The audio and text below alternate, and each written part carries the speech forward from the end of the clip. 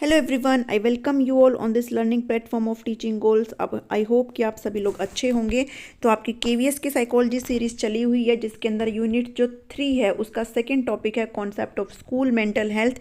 इसके अंदर जो कुछ भी दिया गया है इंक्लूडिंग गाइडेंस एंड काउंसलिंग, वो सारी चीज़ें आज की इस वीडियो में कवर हो जाएगी और आपका ये वाला टॉपिक यहाँ पे ख़त्म हो जाएगा। वीडियो अगर पसंद आती है तो इसको ज़रूर लाइक करके जाना, चैनल को बिना सब्सक्राइब किए ना जाना, सब्सक्राइब करना फ्री होता है, तो फटाफट से सब्सक्राइब कर लीजिए।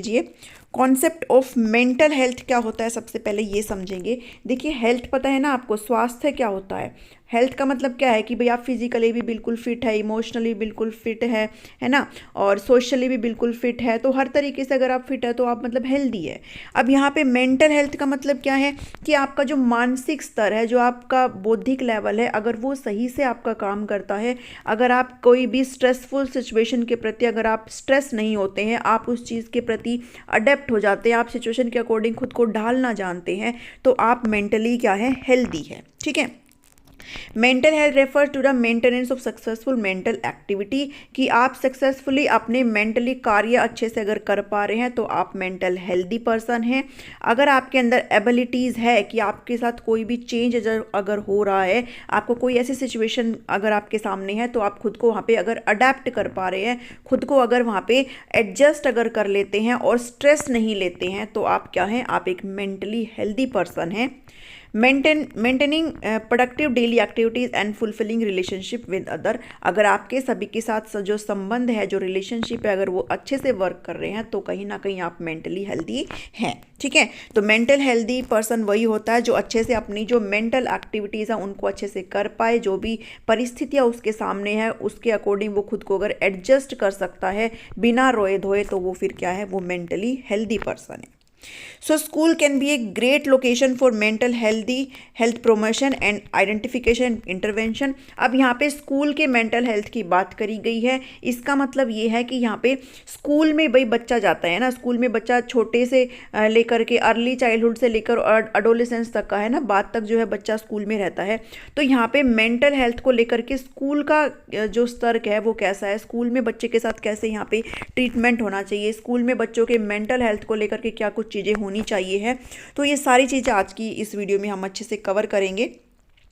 मेंटल हेल्थ प्रॉब्लम्स दैट में लीड टू, अब स्कूल के अंदर जो मेंटल हेल्थ प्रॉब्लम है उसमें क्या हो सकता है। अगर बच्चे के मेंटल हेल्थ की प्रॉब्लम है तो यहाँ पे बच्चा ड्रॉप आउट कर सकता है, लर्निंग में उसको डिफ़िकल्टी हो सकती है, बिहेवियर की डिफ़िकल्टीज उसको हो सकती है, परफॉर्मेंस उसका कहीं ना कहीं बिगड़ सकता है, और ट्रुएंसी उसको हो सकती है, स्कूल फेलियर उसका हो सकता है, यानी कि स्कूल में वो फेल हो सकता है। ठीक है। तो कहीं ना कहीं जैसे होता है ना कि क्लास में जो आपका जो डेली का काम होता है, क्लास में जो भी आपके पीरियड्स वगैरह होते हैं, अगर वो इसमें से कोई भी एक भी फ्री अगर पीरियड ना हो, तो आप कहीं ना कहीं स्ट्रेस हो जाते हो, थकान बहुत ज़्यादा हो जाती है, जो आपका जो मेंटल लेवल है उसको क्या करता है, अफेक्ट करता है। ठीक है। नेक्स्ट चीज़ है कि many of the mental disorder begin at the exact time. अब देखिए, मेंटल के जो डिसऑर्डर है वो आपके स्कूल के एंटर से ही स्टार्ट हो जाते हैं। अब वो कैसे स्टार्ट हो जाते हैं, age of most common onset of mental disorder. अब यहाँ पे ये जो है आपकी एज है, और यहाँ पे ये आपके डिसऑर्डर है जो आपके अराउंड 5 एज तक पीडीडी एडीएचडी हो जाता है, attention deficient hyper activity disorder. Anxiety बच्चे में 10 साल तक के बच्चे में आना शुरू हो जाती है, डिप्रेशन हो जाता है, पैनिक बच्चा करता है, बाइपोलर, और ये स्किन जो फ्रेनिया जो डिजीज़ है, जो डिसऑर्डर है, ये बच्चे में यहाँ पे देखने को मिलता है। तो ये आप डायग्राम यहाँ पे देख सकते हो, ये जो ग्राफ है आप यहाँ से देख सकते हो कि बच्चे के अंदर कैसे मेंटल जो अफेक्ट है बच्चे का यहाँ पे होता है। Integration of mental health in school we need. अब हम कैसे मेंटल हेल्थ को स्कूल में इंटीग्रेट करते हैं, कर सकते हैं, स्कूल के अंदर मेंटल हेल्थ को हम कैसे ला सकते हैं, कैसे एकीकृत कर सकते हैं। हमें क्या चीज़ की ज़रूरत पड़ेगी, हमें पॉलिसीज़ की ज़रूरत पड़ेगी, प्लान की ज़रूरत पड़ेगी, जो बच्चे की मेंटल हेल्थ है उसके बारे में अवेयर कर सके। ठीक है, उसको इंक्लूड करे, that recognise integration of mental health into educational system. School के अंदर सिर्फ पढ़ाई से ही बच्चों को नहीं दबाना है बल्कि हमें ये समझना भी पड़ेगा as a teacher, as a school के जो एडमिनिस्ट्रेशन है, जो भी स्कूल को संभालते हैं, उन सभी को ये समझना पड़ेगा कि जो भी हम करिकुलम यहाँ पे मेंटेन कर रहे हैं, जो भी पढ़ाई बच्चे से करवा रहे हैं, उससे बच्चे का जो मेंटल लेवल है वो ज़्यादा अफेक्ट ना करे, बच्चा स्ट्रेस ना करे चीज़ों को। We need to develop and implement mental health curriculum. अपना जो करिकुलम हम बनाते हैं, जो बच्चों को थ्रू आउट द ईयर पढ़ाएंगे, उसमें भी हम मेंटल हेल्थ को इंक्लूड ज़रूर हमें करना चाहिए, ताकि हम मेंटल हेल्थ को एजुकेशन में क्या कर सके, इंटीग्रेट कर सके। We need to train teachers to understand and recognise mental health problems. हमें अपने टीचर्स को भी ऐसे ट्रेन करना पड़ेगा उनको, ताकि वो अंडरस्टैंड कर सके कि बच्चों की जो मेंटल हेल्थ प्रॉब्लम्स है उनसे क्या परेशानियां हो सकती है, बच्चे किस लेवल तक जा चुके हैं, ये सारी चीज़ें टीचर्स को भी यहाँ पे पता हो। क्योंकि टीचर, स्कूल के अंदर जो टीचर है वो एक तरीके से पेरेंट्स का काम कर रहे हैं, है ना। तो टीचर के साथ बच्चा ज़्यादा अपना टाइम स्पेंड कर रहा है, टीचर के साथ बच्चे का जो बॉन्ड है वो कहीं ना कहीं एक यूनिक बॉन्ड होता है। तो टीचर अगर ये अंडरस्टैंड करता है कि बच्चे का जो मेंटल लेवल है वो अफेक्ट ना हो, टीचर जो है यहाँ पे मेक श्योर कर सकता है चीज़ों को। We need to develop region specific infrastructure and support. हमें ऐसे इंफ्रास्ट्रक्चर और सपोर्ट यहाँ पे डेवलप करने चाहिए। अ मोर इफेक्टिव टीचर, जितना अच्छा टीचर होएगा, बच्चे जो है उससे एक बॉन्ड बना करके चलते हैं, तो उतनी ही अच्छी क्या होगी, बच्चों की लर्निंग यहाँ पे होगी। मतलब कहने का ये है कि अगर टीचर का अगर मेंटल जो लेवल है, टीचर का अगर जो मेंटल हेल्थ है अगर वो अच्छा है, तो डायरेक्टली जो बच्चे हैं, जो स्टूडेंट्स हैं, उनका जो मेंटल हेल्थ भी है वो भी कहीं ना कहीं क्या रहेगा, अच्छा रहेगा। ठीक है, तो डिपेंड करता है। अब बात करते हैं स्कूल के मेंटल हेल्थ की। अब इससे पहले हमें ये पता होनी चाहिए स्कूल में मेंटल हेल्थ को रिलेटेड क्या क्या इशू आते हैं, स्टूडेंट यहाँ पे डील करते हैं। स्टूडेंट स्ट्रेस में रहते हैं, एंजाइटी में रहते हैं, डिप्रेशन में आ जाते हैं, क्योंकि पूरे दिन वो सिर्फ पढ़ाई पढ़ाई करते रहते हैं ना, उनको कोई फ्री टाइम नहीं मिलता।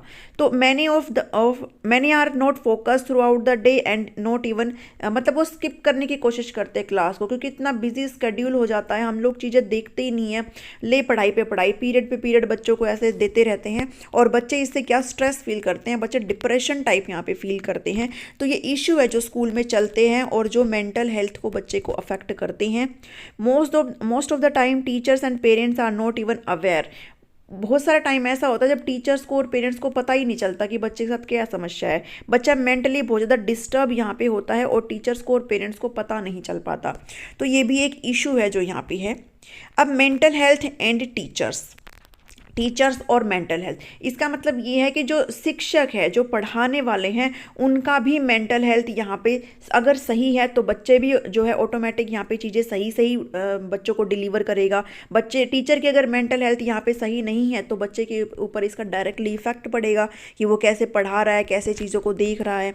As a teacher you have a unique relationship, आपका एक जो बॉन्ड है वो बच्चे के साथ रहता है एज ए टीचर। ठीक है, तो आप यहाँ पे ये कॉन्सेप्ट पढ़ क्यों रहे हो भाई, मेंटल हेल्थ के कॉन्सेप्ट को आप क्यों पढ़ रहे हो, क्योंकि आप भी क्या बनने जा रहे हो, आप भी तो टीचर ही बनने जा रहे हो ना। तो आप अपने बच्चों के साथ एक बॉन्ड बना करके चलेंगे, एक रिलेशनशिप यहाँ पे बना के चलेंगे। तो अगर आपका मेंटल लेवल यहाँ पे सही है, अगर आप मेंटल हेल्दी है, तो आपके बच्चे भी यहाँ पे ऑटोमेटिक चीज़ों को इफेक्टिव तरीके से सीख जाएंगे। ठीक है, so when young people are going through a tough time emotionally, तो यहाँ पे टीचर जो है उसका रिलेशनशिप है बच्चे के साथ, तो जब अगर बच्चा इमोशनली यहाँ पे डिस्टर्ब होएगा तो टीचर को पता चल जाता है। ठीक है, तो knowing how to support your own mental health, आप अपने खुद के अगर मेंटल हेल्थ को सपोर्ट करके रखते हो, अगर आप अपनी खुद की वेलबींग को ध्यान में रखते हो, तो आप एक गुड और सपोर्टिव लर्निंग एनवायरनमेंट बच्चे को प्रोवाइड कर सकते हो एज ए टीचर। टीचर यहाँ पे एज ए पेरेंट्स का काम करता है भाई, काउंसलर भी टीचर ही है, ट्यूटर भी टीचर है, और सारी भूमिका यहाँ पे स्कूल में टीचर ही निभाता है बच्चों की, क्योंकि टीचर का डायरेक्ट कनेक्शन होता है बच्चे के साथ। ठीक है, स्टूडेंट्स के साथ डायरेक्ट कनेक्शन होता है, तो यहाँ पे टीचर उसका सब कुछ है। तो टीचर अगर बच्चे को जानता है, उसके मेंटल हेल्थ पे काफ़ी असर जो है सुधार में जो है, अगर किसी को समस्या है तो यहाँ पे असर पड़ता है। Teachers can educate themselves and others on the symptoms of mental health issue. अगर टीचर्स को पता चल जाता कि बच्चे जो है किसी समस्या से जूझ रहे हैं, तो टीचर खुद को भी एजुकेट कर सकते हैं, दूसरों को भी बता सकते हैं भाई ये समस्या है, एक सेफ एनवायरनमेंट यहाँ पे बच्चों को प्रोवाइड कर सकते हैं, गुड हेल्थ को एनकरेज करने का काम करते हैं, बच्चे की जो मेंटल हेल्थ है उसमें क्या करते हैं, हेल्प करते हैं, उसको सुधार करने में भी टीचर का यहाँ पे रोल होता है। तो स्कूल के अंदर टीचर का एक अहम रोल होता है। Mental health problems of a teacher affect all students, जो भी मानसिक स्वास्थ्य है बच्चे का टीचर का, वो सभी बच्चों को क्या करता है, अफेक्ट करता है। अगर टीचर मेंटली फिट है, अगर मेंटली हेल्दी है, तो जो वो चीज़ें बच्चों को डिलीवर करेगा वो कहीं ना कहीं एक यूनिक और इफ़ेक्टिव तरीके से डिलीवर करेगा और बच्चे के पास भी वो अच्छे से डिलीवर हो पाएगा। रोल क्या है स्कूल का? स्कूल का इसमें क्या रोल है? स्कूल क्या हो सकता है? School can be a great location for mental health promotion. हम बच्चे की मेंटल हेल्थ को कैसे प्रमोट कर सकते हैं, कैसे उसकी जो नीड है, कैसे उसकी जो अवेयरनेस है उसको यहाँ पे ला सकते हैं। तो स्कूल यहाँ पे एक अच्छा लोकेशन हो सकता है अर्ली आइडेंटिफिकेशन के लिए और इंटरवेंशन, यानी कि हम बचाव कैसे कर सकते हैं, मेंटल हेल्थ की जो प्रॉब्लम है उससे हम कैसे बचा सकते हैं बच्चे को। तो एक स्कूल एक इंपॉर्टेंट लोकेशन होती है, क्योंकि बच्चा पूरे दिन कहाँ रहता है, पूरे दिन स्कूल में ही तो रहता है। School are also great location for combating stigma associated with mental illness. Combating का मतलब होता है मुकाबला करना। किससे मुकाबला करना? जो भी ये मेंटल हेल्थ का जो इशू है इससे। अब स्कूल ही है यहाँ पे जहाँ पे हम एज ए टीचर बच्चे की जो भी मेंटल हेल्थ इशू है इसको अच्छे से यहाँ पे देख सकते हैं, कैटर कर सकते हैं। Education and mental health are part of the basic human right. ये आप सभी को पता है भाई, मेंटल हेल्थ बच्चे की और बच्चे का जो शिक्षा है वो क्या है, बेसिक राइट होता है बच्चे का, जो हमें कहाँ पे स्कूल में हम बच्चों को प्रोवाइड करते हैं। अब एक फ्रेमवर्क है for school mental health program. हम कैसे यहाँ पे मेंटल हेल्थ प्रोग्राम बच्चे के लिए प्रोवाइड कर सकते हैं स्कूल में। तो ये एक ट्राइंगुलर टाइप है, इसको आपने देखना है। यहाँ पे ये सारी चीज़ें हैं कि आप कैसे कौन कौन इसमें इन्वॉल्व है, ठीक है। यहाँ पे ये लेवल है कि बच्चा किस किस स्टेज से जाएगा और ये इंटरवेंशन के तरीके यानी कि बचाव के तरीके हैं, ठीक है। सबसे पहले देखेंगे मेंटल वेलबींग, यानी कि बच्चे का जो स्वास्थ्य है वो सही से रहे, बच्चे का जो मेंटल हेल्थ है वो बिल्कुल सही से रहे। इसके अंदर एंटायर कम्युनिटी, एंटायर का जो स्कूल कम्युनिटी है वो इन्वॉल्व रहती है, जिसमें आपके टीचर आ जाते हैं, आपका एडमिनिस्ट्रेशन आ जाएगा। तो जो भी स्कूल कम्युनिटी है वो सारी इसमें इन्वॉल्व रहती है, ताकि बच्चे का जो मेंटल हेल्थ है वो कहीं ना कहीं अच्छा रह सके, बच्चा स्ट्रेस फील ना करे। अब इसमें लेवल ऑफ इंटरवेंशन में हम क्या कर सकते हैं बचाव के लिए, इंटीग्रेट करते हैं भाई स्कूल करिकुलम, हम ऐसे जो है प्लान करें कि बच्चे का जो मेंटल हेल्थ है वो खराब ना हो, वो सही से चलता रहे। सेकंड है ऑल स्टूडेंट्स एंड टीचर। अब यहाँ पे स्टूडेंट्स भी आ गए और टीचर्स भी आ गए हैं। बच्चों की जो मेंटल हेल्थ है उसको नॉलेज यहाँ पे सभी अगर टीचर्स को अच्छे से है, क्या एटीट्यूड क्या बिहेवियर यहाँ पे होना चाहिए वो सभी अगर नॉलेज है तो यहाँ पे बच्चों के लिए जो मेंटल हेल्थ है उसके लिए सही रहता है। अब इसके अंदर इंटरवेंशन में part of general health curriculum, जो स्वास्थ्य करिकुलम है उसका ये पार्ट होता है, ठीक है। तो यहाँ पे हम ऐसे बचाव कर सकते हैं। नेक्स्ट है साइकोसोशल प्रॉब्लम, जो मनोसामाजिक समस्या होती है बच्चे की, उसमें कौन इन्वॉल्व रहता है? उसमें काउंसलर आ जाते हैं, टीचर्स आ जाते हैं, पीयर मेंटर्स आ जाते हैं, ठीक है। काउंसलर वो हो जाते हैं जो प्रोफेशनल टाइप होते हैं, जो चीज़ों को ठीक करने में हेल्प करते हैं, वो काउंसलर होते हैं, मैं आगे आपको बताऊंगी। इसके अंदर इंटरवेंशन में स्टूडेंट को जो है एडिशनल जो नीड है उसकी हेल्प होती है, स्कूल से ही बात नहीं बनती है, बल्कि इसके अंदर जो काउंसलर है, टीचर जो काउंसलर यानी कि एडिशनल हेल्प है ये काउंसलर, ठीक है। कोई स्पेसिफिक कोई जो बोलते हैं ना जिसको जो स्पेसिफिक होता है किसी भी चीज़ के लिए, एक्सपर्ट टाइप, ठीक है, एक्सपर्ट लोगों की यहाँ पे ज़रूरत पड़ती है, तो ये एडिशनल हेल्प हो गई है। नेक्स्ट है अगर सेवर प्रॉब्लम यानी कि डिसऑर्डर जो है वो एक अपने हाई लेवल पे जा चुका है, तो यहाँ पे स्कूल के डॉक्टर काउंसलर जो इस सभी चीज़ों में एक्सपर्ट है उनकी यहाँ पे इन्वॉल्वमेंट हो जाता है, और यहाँ पे प्रोफेशनल मैनेजमेंट यहाँ पे हो जाता है कि अब चीज़ें प्रोफेशनली हो गई है, अब जो है लो लेवल पर बात नहीं बनेगी, बल्कि अभी जो है प्रॉपर तरीके से थेरेपी सेशन होंगे और तब जाकर के बच्चे की ये जो सेवर कंडीशन हो चुकी है उसको ठीक किया जा सकता है, ठीक है। तो ये क्या थे? ये आपके स्कूल मेंटल हेल्थ प्रोग्राम थे जो स्कूल में हो सकते हैं। नेक्स्ट चीज़ है गाइडेंस एंड काउंसलिंग। आपको पहले ये पता होना चाहिए भाई गाइडेंस और काउंसलिंग होती क्या है। गाइडेंस का मतलब होता है आपको कोई एडवाइस दे देना, आपको कोई समस्या है और आपको कोई हाई एक्सपीरियंस्ड बंदा जिसको आप जिसकी नॉलेज आपसे ज़्यादा हो उस फील्ड में, अगर वो आपको इंस्ट्रक्शन दे, निर्देश दे या फिर एडवाइस दे तो वो गाइडेंस हो जाती है। जैसे आपके टीचर्स आपको दे देते हैं, ठीक है, आपके पेरेंट्स आपको दे देते हैं, उसमें जो भी आपके बड़े भाई या बहन जो भी एक्सपीरियंस है उन सभी चीज़ में क्वालिफाइड है, वो अगर अगर आपको कोई राय देते हैं तो वो गाइडेंस हो जाती है। काउंसलिंग का मतलब होता है कि किसी प्रोफेशनल कोई बंदा अगर आपको एडवाइस देता है ना, जो उस चीज़ में एक्सपर्ट है, जो उस फील्ड में एक्सपर्ट है, तो वो क्या होती है, वो प्रोफेशनल एडवाइस हो जाती है। ठीक है, जैसे कि जो भी साइकोलॉजी रिलेटेड प्रॉब्लम होती है, वहाँ पे जो साइकेट्रिस्ट होते हैं, जिनको भी साइकोलॉजी रिलेटेड प्रॉब्लम होती है, वो साइकेट्रिस्ट स्पेशलिस्ट होते हैं ना, उनको डील करते हैं। थेरेपी सेशन वगैरह वहाँ पे चलते हैं, प्रॉपर टाइम पे टाइम बुलाते हैं।